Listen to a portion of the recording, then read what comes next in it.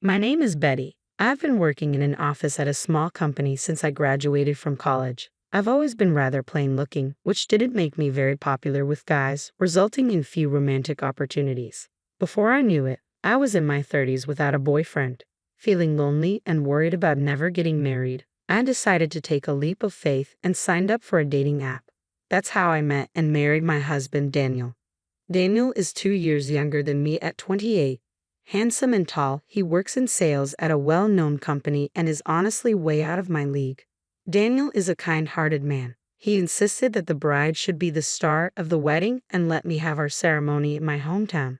Since my hometown is in the countryside, most of Daniel's friends couldn't attend, so he invited only a few close ones. Daniel told me, if Betty's happy, that's good enough for me, and encouraged me to invite a lot of my friends to the celebration. Little did I know who Daniel really was, but I felt blessed being surrounded by many friends at our wedding.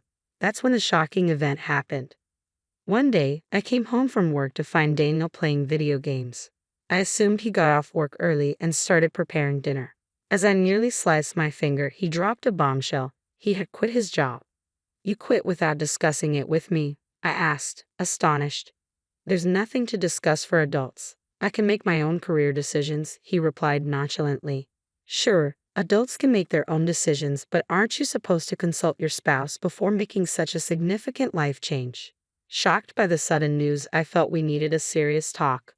Without taking his eyes off the game, Daniel answered my questions. "Why did you quit your job? Did something bad happen?" I asked. "My boss was incompetent. I think there's a better place for me out there," he said. "A better place? Like where?" I pressed. "I'll figure that out." "Man, you're so annoying. Marrying an older woman is like being with my mom," he retorted. This wasn't the first time Daniel had mentioned my age. Each time, I would counter, "Then why did you marry me?" He would casually reply, "Because a complicated woman like Betty needs a stable guy like me," which would always spark an argument. This time, I chose not to retort. The main issue at hand was our future lifestyle. It was clear that with Daniel quitting his job, we couldn't maintain our current way of life. "Daniel, we're also sending money to your parents. Remember their rent is high, and if you're not working, there's no way my income alone can support both households." This had become a concern shortly after Daniel and I got married. Both of Daniel's parents, still in their 50s, had quit their jobs, claiming, "Our backs and shoulders hurt. We can't keep working this hard if we want to live a long life." That was their choice, and while it may sound cold, I thought they should live their lives as they please, so I didn't say anything. The situation changed the month after they quit their jobs. They came to our apartment asking for financial assistance. "Oh, we don't have much in savings. If your parents are struggling, it'll be a problem for you too, Daniel," I said. So, we were convinced, and Daniel decided we would help with their rent and living expenses. They lived in a high-security, 4-bedroom apartment close to the station, and the rent was through the roof. After they left, cheerful about the financial help, I asked Daniel, "What about our own living expenses?" "Betty can cover our costs. I'm going to give my salary to Mom and Dad," he said.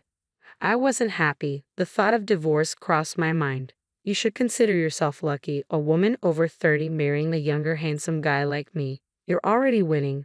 That's what he always said, making me feel worthless, so I couldn't muster the courage to leave him. If Daniel quit his job, sending money to his parents would be difficult. When I asked about this, he was too engrossed in his video game to pay any attention. "Hey, what about the money for David and Catherine?" Chopping carrots vigorously, I questioned him. Daniel clicked his tongue. "Obviously, Betty will cover that. We're a couple, we're supposed to support each other. Until I find a suitable job, Betty will hold the fort." He went back to his game. I don't make a lot of money, and I was anxious about what the future held, but there was nothing I could do. Life slowly changed. We started draining our savings to help his parents. Daniel, although jobless, did nothing around the house. When I complained, he would say, "I should have never married an older woman. You're all so natty. You don't appreciate having a husband like me." As for his parents, they started complaining about the insufficient amount we were sending. "So, Betty, you're this age and not making much money? Have you been slacking off?" "Well, since Daniel used to be the one supporting you, it's high time you step up," they admonished me. I started doing some freelance illustrator work after my regular job just to bring in more money. Daniel, meanwhile, showed zero interest in looking for a job he considered suitable for himself. My love for Daniel, who spends his days playing video games at home or asking me for money to go to the casino, was running thin. When should we get a divorce? I wondered, thinking about when to divorce, yet what if the rest of my life is just me, all alone, kept me from taking the plunge. Then one day, after work, I was greeted by a stranger while I was in the supermarket. Who are you? You don't remember me, do you? We met at the wedding. I was friends with Daniel. I'm John. Taking a closer look at John's cheerful face, I couldn't help but exclaim, "Oh, John, you were one of the few friends Daniel invited to our wedding." Apparently just off work like me, John, in his suit, was filling his shopping cart with plenty of groceries. "I'm sorry I didn't recognize you. My husband has spoken highly of you." "Well, the thing is, I've actually cut ties with Daniel. I saw you and wondered if you're doing okay, so I thought I'd say hi." I was surprised to hear John speak of his friendship with Daniel in the past tense. I never thought he had actually severed ties. John then proceeded to explain to my astonished self that the reason Daniel held our wedding in my hometown wasn't out of kindness. The truth was, Daniel had very few friends. Apparently, Daniel spent most of his student life on slot machines and had a habit of borrowing money without paying it back. John was one of Daniel's college friends, and he was no exception. He had lent Daniel money but never got repaid. The reason he continued the friendship was because they worked at the same company and John didn't want to rock the boat. Once Daniel quit his job, he immediately reached out to John for more money. That was the last straw for John. He cut off all contact. Do you know why Daniel was forced to quit his job? Forced to quit? I heard he left because he didn't get along with his boss. That's not it. Daniel was fired because they found out he was going to casinos when he was supposed to be on sales calls. I was shocked. This man, Daniel, had been lying to me since the beginning of our marriage. I felt as if the spell that made me believe women over 30 are worthless had finally broken. The feeling of I can't forgive him washed over me like a wave. I thanked John in a trembling voice for telling me the truth and said goodbye. A few days later, I spoke up to Daniel. "Daniel, I quit my job." Daniel, finally pausing his video game, looked utterly shocked. I put my mobile phone on the table, its screen displaying my banking app. "I have pretty much run out of savings since I have been sending money to David and Catherine. We have been bleeding cash. You have also been taking money from me for casinos and games. We're out of money." Daniel let out a voice of despair, saying, "What? What the heck is this?" Given that our savings had dwindled down to almost nothing, his despair was understandable. "What are we going to do now? How are we supposed to live if you quit your job when we're already low on money?" "That's not my problem. Speaking of which, I have loans I need to pay back. Could you maybe find a job quickly, Daniel? I want to take some time off and relax at home. Isn't it normal for spouses to support each other? It's hard for me to work now that I'm over 30, so now it's Daniel's turn to support me." Daniel, in disbelief, immediately called his parents. As soon as I told his parents about our situation, they showed up at our house. They began to berate us for not having money, searching the house suspecting we must have hidden it somewhere, but there was no money to be found. "What was this large withdrawal?" they questioned. "That money was used to pay back debts," I answered accurately. That money was used to pay back a loan Daniel had taken from a friend. My own savings weren't enough, so I had to take out another loan to repay Daniel's friend. "Who did you pay back, and why would you even bother paying back a loan now of all times?" "I only paid it back because I heard from John that Daniel had a lot of debt. I think it was the right thing to do." Daniel was the first to start yelling, "Let's divorce." As I calmly explained myself, even my parents-in-law agreed with Daniel. They forced me into their car and took me to the courthouse where I had to file for divorce on the spot.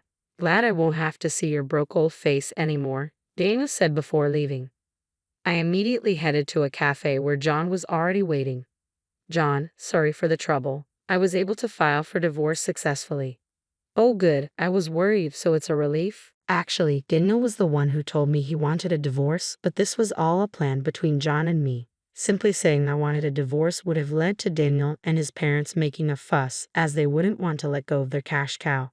I figured the quickest way to sever ties with Daniel and his parents was to prove I had no value as their financial source. Fortunately, my side job as an illustrator had started to pay off, and I had saved quite a bit. I had this money deposited into a bank account that I kept hidden from Daniel and his parents. It's true that I repaid the money Daniel had borrowed from John, but I had actually given John more money than that amount. It was all part of the plan to lower my bank balance, and John was more than happy to go along with it.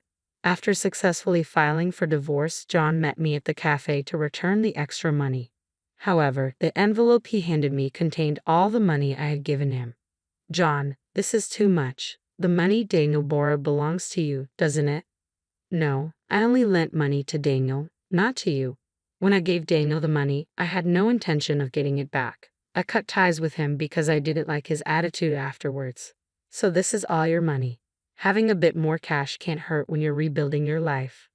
I could only feel gratitude toward John, who said this with a smile. He had opened my eyes to Daniel's true nature and had been part of my plan to divorce. I tried to give him some money as a token of my gratitude, but he only accepted enough to cover his coffee at the cafe.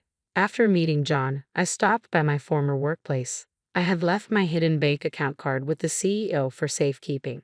Though my boss understood my situation and regretted my departure, I had no choice but to quit since Daniel knew where I worked and could potentially cause trouble later. "It's been tough, but I wish you all the happiness in the world," he said as my coworkers gifted me a beautiful dress and shoes. Thrown out of my home in just a t-shirt, jeans, and sandals, they had gone shopping for me at a nearby store. "It's a gift. I hope you find happiness moving forward." Leaving my wonderful colleagues was hard, but I felt blessed to have worked in such a supportive environment. I decided to go back to my parents' house. When I was dragged to court from the home I had shared with Daniel, I had packed my work supplies and valuables in a bag so I could immediately start working as a freelance illustrator. Thankfully, my freelance work kept me financially stable. Daniel and his family, on the other hand, weren't so lucky. They couldn't pay the rent for the house they lived in and were evicted. They moved into the house Daniel and I used to share, but they lost that one too when they couldn't pay the rent. Daniel desperately started looking for a new job, but his gap in employment and homelessness made it difficult for him to find one. Currently, it seems they're living in a makeshift shack by a river near their old house. I know this because Daniel reached out to me once. When I answered the call from a public phone, Daniel was crying and told me how sorry he was. "I have realized I can't live without you, Betty. Can we please start over? You regretted marrying an older woman, didn't you? I'm done being your cash cow. Goodbye." After that call, I never answered another from a public phone. The parents' house is quite a distance away from where Daniel is located in the countryside. Daniel, who doesn't have much money, probably can't afford to make the trip all the way here. The lesson I've learned from my failed marriage is that there's no rush to get married, whether you're 30 or 50. Living the way you want to is what truly matters. For making me realize that, I guess I owe Daniel a tiny bit of thanks.